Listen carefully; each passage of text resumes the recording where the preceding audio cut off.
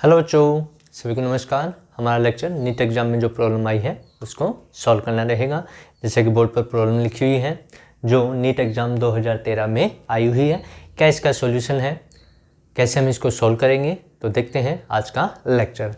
बिल्कुल सिंपल सी प्रॉब्लम है, अच्छी प्रॉब्लम है, कंसेप्ट वाली प्रॉब्लम है। तो देखिए क्या है problem.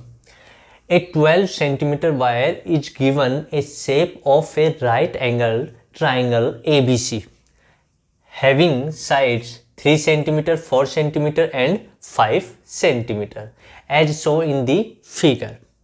The resistance between two ends AB, BC, CA of the respective sides are measured 1 by 1 by a multimeter. The resistance will be in the ratio, यानी कि एक 12 सेंटीमीटर का वायर है और उसको राइट ट्रायंगल के अकॉर्डिंग इस प्रकार से कनेक्ट कर रखा है ए बी, बी सी और सी, जिसकी साइड 3 सेंटीमीटर, 4 सेंटीमीटर और 5 सेंटीमीटर है। ठीक है, तो इसका जब रेशियो निकाला गया, अलग अलग जब बैटरी हम अप्लाई कर रहे हैं ए बी के बीच में, बी सी के और सी ए के बीच में, इस प्रकार से बैटरी अप्लाई की गई है कि ए और बी के बीच में अप्लाई कर दें, बी और सी के बीच में, और सी और ए के बीच में बैटरी हम अप्लाई करेंगे, तो उस केस में इनका रेजिस्टेंस आएगा। उन रेजिस्टेंस का रेशियो क्या होने वाला है ये हमसे पूछा गया है। ठीक है, तो सबसे पहले हम क्या करें इसमें, देखें सॉल्यूशन में वायर एक ही है, 12 सेंटीमीटर का है, तो इस वायर का एरिया सेम होगा। एक बात तो ये, दूसरा सेम मटेरियल है तो रेसिस्टिविटी भी क्या होगी, सेम होगी। ठीक, तो हम मान लें कि जो वायर हमें गिवन है उसकी रेसिस्टिविटी तो रो है और एरिया कितना है, A. Resistivity of the wire equals to rho या specific resistance and area of the wire A, ये हमने मान लिया क्योंकि एक ही मटेरियल का है। तो यहाँ पर देखिए R क्या होगा, R इक्वल्स टू होगा रो एल अपॉन ए। ये फॉर्मूला होता है R equals to rho L upon में ए। अब रो और ए तो सेम है लेकिन देखिए लेंथ अलग अलग है। जैसे ए और बी की हम बात करें तो इसके लिए 3 सेंटीमीटर, बी और सी की बात करें तो 4 सेंटीमीटर, सी ए की बात करें तो 5 सेंटीमीटर। तो मान लिया कि आर ए बी इसका जो रेजिस्टेंस है वो है R1, इसका हमने मान लिया R2, यानी कि B और C के बीच में जो वायर कनेक्ट है उसका रेजिस्टेंस R2 है, A B के बीच में कनेक्ट है उसका रेजिस्टेंस R1 है, और C और A के बीच में उसका रेजिस्टेंस R3 है। इस प्रकार से हमने मान लिया। तो देखिए R1 कितना आएगा हमारा, यदि हम R1 की बात करें तो R1, R2 और R3 तीनों के लिए ही रो अपॉन ए, रो और ए तो सेम है। हमने पहले कहा कि रो और ए सेम होगा क्योंकि मटेरियल एक ही है, तो रो और ए तो सेम हो गया। अच्छा, अब देखिए इसकी लेंथ कितनी है, 3 सेंटीमीटर, तो यहाँ पर एल की जगह क्या यूज किया जाए, 3, तो R1 आ गया हमारे पास 3 रो अपॉन ए। ऐसे ही R2 निकाल लें हम, R2 किसके लिए है, इसके लिए है। ठीक है, तो रो ए तो सेम है और लेंथ कितनी इसकी 4 है, तो R2 कितना आ जाएगा 4 रो अपॉन में ए, ये आ गया। अब हम R3 निकाल लें तो ऐसे ही R3 कितना आएगा, देखिए लेंथ कितनी है 5 सेंटीमीटर, तो ये आ जाएगा 5 रो अपॉन ए, यानी कि R1, R2, R3 हमें मिल चुका है। तो R1 हमारे पास आया, R1 आया 3 rho upon A, R2 equals to हमारे पास आया 4 रो अपॉन ए, और R3 हमारे पास मिला हमें 5 रो अपॉन ए। यहाँ तक ठीक है, अलग अलग दी थी, लेंथ हमें अलग अलग गिवन थी, हमने फॉर्मूले का यूज किया। रो और ए, जो रो है और एरिया है वो सेम है तो हमने उसको सेम रख लिया। ठीक है, अब आगे देखिए, अब वो अलग अलग मेजर कर रहा है। पहले बैटरी अप्लाई कर रहा है ए और बी के बीच में, किसके बीच में, ए और बी के बीच में। देख कह रखा ना ए बी, बी सी और सी अलग अलग। तो यहाँ से ध्यान से देखें हम, यदि मैं इसको दोबारा यहाँ बना दूँ, ये ए पॉइंट, ये बी पॉइंट, ठीक है, ये इस प्रकार से है, ये सी पॉइंट। यदि मैं बैटरी यहाँ इस पॉइंट ए और बी के बीच में कनेक्ट कर देता हूँ, किसके बीच में, मैंने यहाँ पर जैसे ऐसे बैटरी लगा दी, ए और बी के बीच में हमने बैटरी लगा दी। तो ध्यान से देखें तो ये वाला और ये वाला तो सीरीज में जुड़ गए, ए सी और बी सी कौन से कॉम्बिनेशन में, सीरीज में। तो इन दोनों का इक्विवेलेंट क्या हो जाएगा, ये प्लस ये हो जाएगा, ठीक है। तो यहाँ पर हम आर ए बी के बीच में, जब ए और बी के बीच में बैटरी लगाते हैं तो उसका इक्विवेलेंट रेजिस्टेंस कितना होगा वो हम निकाल सकते हैं। तो देखिए जब हम ए और बी के बीच में अप्लाई कर रहे हैं तो इनका इक्विवेलेंट रेजिस्टेंस हमने मान लिया कितना है, आर ए बी। तो आर ए बी कितना आएगा हमारा वो हमें निकालना है।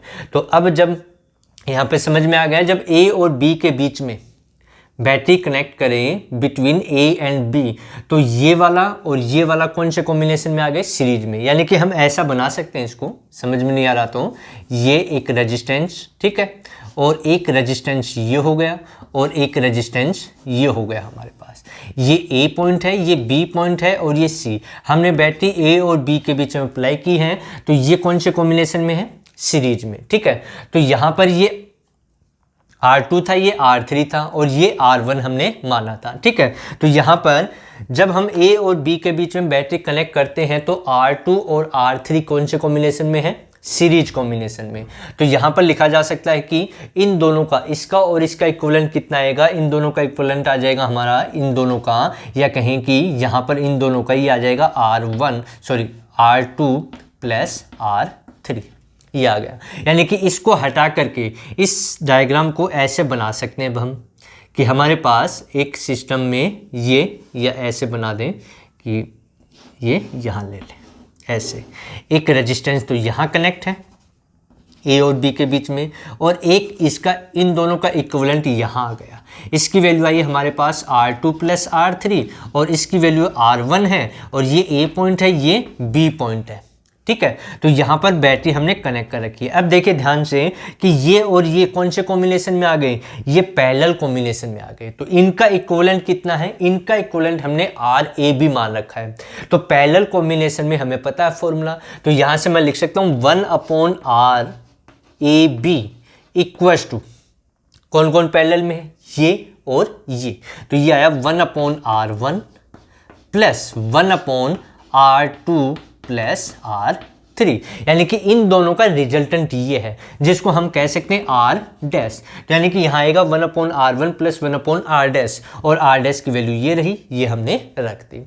जब हम बैटरी कहाँ लगा दें, A और B के बीच में, तो ये हमारा इक्विवेलेंट आया। अब इसको सोल्व करेंगे तो आएगा 1/r A B equals to, LCM कितना है देखिए ध्यान से, R1 R2 प्लस R3। तो यहाँ से R1 कैंसिल, तो ऊपर आ गया R2 प्लस R3, और यहाँ से ये कैंसिल हो गया तो यहाँ बच गया प्लस में R1। यानी कि अब हमें RAB मिल गया। RAB निकालना है तो इसको ऊपर ले जाएं, इसको नीचे ले आए। तो RAB कितना है हमारा, ध्यान से देखें हम, तो RAB इक्वल्स टू आया, RAB कितना है देखिए, यहाँ मिटा देता हूँ मैं, लिख देता हूँ यहाँ पर कितना है हमारे पास। तो RAB यानी कि A और B के बीच में जब बैटरी हम कनेक्ट करेंगे तो उसका इक्विवेलेंट हमारे पास आया RAB इक्वल्स टू, इनको रेसिप्रोकल करके लिख दें तो यह आ जाएगा R1 R2 plus R3 upon में क्या आ जाएगा, R1 plus R2 plus R3, ठीक है, R1 plus R2 plus R3, ये RAB आ गया। इन दोनों के बीच में इक्विवेलेंट रेजिस्टेंस ये है। अब दूसरा कॉम्बिनेशन कब है, जब B और C के बीच में हम बैटरी कनेक्ट कर दें, ठीक है। तो वहां पर देखिए दोबारा कि हम बैटरी कहाँ लगा दें, इसको मिटा दूं मैं, ठीक है। तो अब हम बैटरी लगा रहे हैं B और C के बीच में, किसके बीच में, B और C, यहाँ और यहाँ हम बैटरी लगा रहे हैं। तो ध्यान से देखोगे ये और ये कौन से कॉम्बिनेशन में आ गए, सीरीज में आ गए, और इन दोनों का सीरीज जो रिजल्ट आएगा वो इसके पैरेलल में आ जाएगा। तो इसी प्रकार से उसका फॉर्मूला हम लिख सकते हैं, और वो इक्विवेलेंट हमने मान लिया कितना है, RBC है। तो 1/RBC इक्वल्स टू कितना आएगा, देखिए ये और इन दोनों का रिजल्टेंट पैरेलल में आएगा, तो इसका तो इसकी वैल्यू है R2, तो 1/R2 प्लस उस इन दोनों का रिजल्टेंट कितना, R1 प्लस R3, तो R1 प्लस R3 यह आ जाएगा। इसको किया ऐसे ही, इसको सोल्व करेंगे तो RBC की इसकी तरह हम सोल्व करें तो RBC की वैल्यू कितनी आएगी, देखिए ध्यान से, RBC इक्वल्स टू हमारे पास कितना आएगा, तो R B C equal to आ जाएगा यहाँ पर R2 आ जाएगा, यहाँ आ जाएगा R1 प्लस R3 अपॉन में R1 plus R2 plus R3, ये आ जाएगा। ठीक है, बिल्कुल ऐसे ही इसको सोल्व करना है। ठीक है, सोल्व करेंगे तो यही रिजल्ट आएगा, कोई और रिजल्ट इसमें नहीं आएगा, यही आएगा, कर सकते हैं आप लोग। ठीक है, जैसे एलसीएम आ गया R2 इंटू में ये, तो ये ऊपर आ जाएगा, फिर ऊपर वाला नीचे आ जाएगा, ऐसे सोल्व करेंगे। ऐसे ही तीसरा कॉम्बिनेशन, जब बैटरी C और A के बीच में लगा दें, जहाँ पर इसके और इसके बीच में हम बैटरी लगा दें, तो देखिए ये दोनों सीरीज में आ गए और ये दोनों का रिजल्ट है वो इसके पैरेलल में आ जाएगा। तो इसी प्रकार से उसको लिख सकते हैं RCA इक्वल टू क्या आ जाएगा, यहाँ पर आ जाएगा R3 और ब्रैकेट में आ जाएगा R1 प्लस R2 अपॉन में आ जाएगा R1 plus R2 plus R3, ये आ गया। जब बैटरी AB के बीच में लगाएंगे तो इक्विवेलेंट रेजिस्टेंस ये है, जब BC के बीच में लगाएंगे ये है, और जब CA के बीच में बैटरी कनेक्ट करेंगे तो इक्विवेलेंट ये आएगा। लेकिन हमें तो इनका रेशियो पूछा गया है, तो रेशियो पूछा गया है तो R1 R2 R3 की वैल्यू देखो ये रही, ये वैल्यू यहाँ यूज करेंगे और सॉल्व करेंगे, रेशियो आ जाएगा। तो क्या रेशियो आएगा देखिए, तो अब हम रेशियो निकालते हैं। अभी तक तो हमने मैथमेटिकली इसको सॉल्व किया, तो देखिए सबसे पहले हम RAB की वैल्यू निकाल लें, किसकी, RAB। तो RAB क्या है, R1 कितना है देखिए, ये रहा 3 rho upon A, 3 rho upon A bracket, R2 है 4 रो अपॉन A, यानी कि 4 rho upon A plus R3 कितना है 5 रो अपॉन A, ये रख दिया। अपॉन में क्या है, इसको इक्वल करके लिखना है RAB। अपॉन में क्या है R1 plus R2 plus R3, तो R1 R2 R3 की वैल्यू रखेंगे तो 3 rho upon A plus 4 rho upon A plus 5 rho upon में A। ठीक है, अब इसको सोल्व करना है, सोल्व करेंगे तो देखिए कितना आएगा, यहाँ पर ये सोल्व करेंगे तो 3 रो अपॉन A, ये हो गया। इसको सोल्व करें तो एलसीएम A आ गया, तो ये हो गया 4 रो प्लस 5 रो।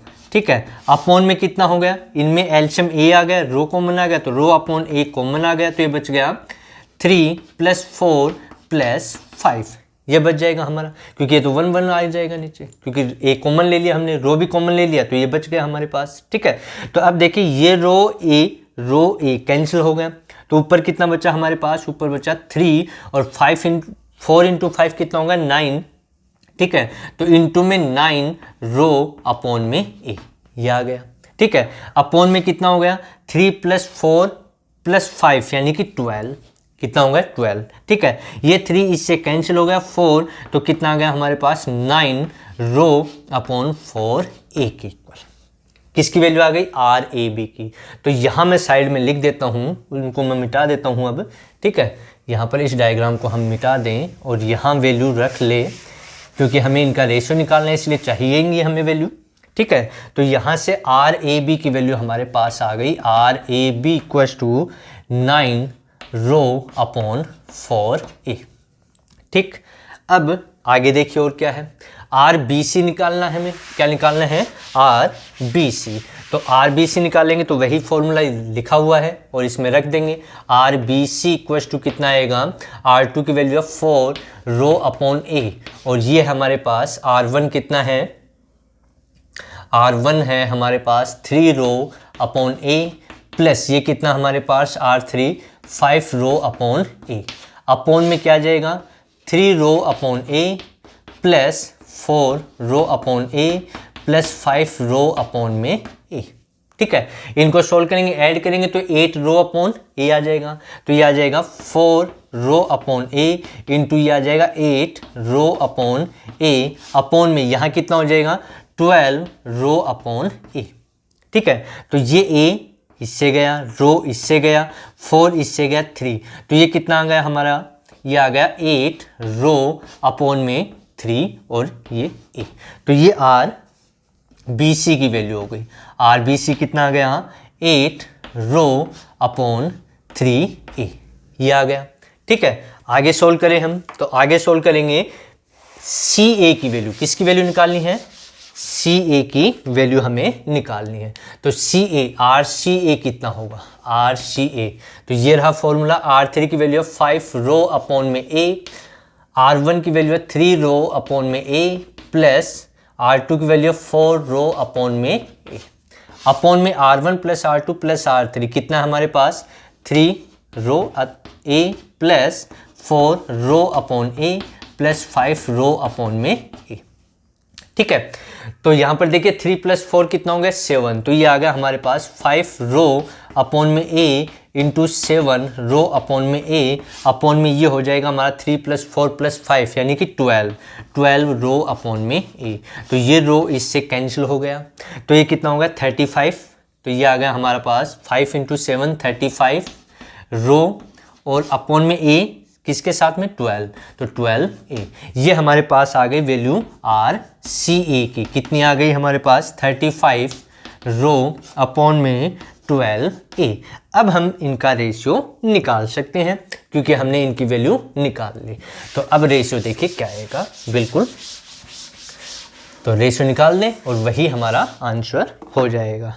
तो देखिए क्या आएगा, R A B ratio R B C ratio R C A equals to, A B कितना है 9 रो अपॉन 4a रेशियो, ये है 8 रो अपॉन 3a, और ये है 35 रो अपॉन 12a, ये आ गया।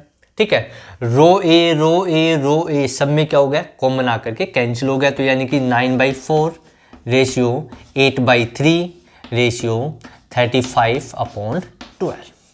ठीक है, अब आगे इसको और सोल्व करना चाहते हो तो सोल्व कर सकते हो, बाकी रेशियो हमारा ये आ गया। तो प्यारे बच्चों, ये हमारा आज का लेक्चर था जो नीट एग्जाम में 2013 में प्रॉब्लम आई थी, उसका सॉल्यूशन हमने किया। तो सभी पढ़ते रहें, सभी को मेरी तरफ से बेस्ट ऑफ लक।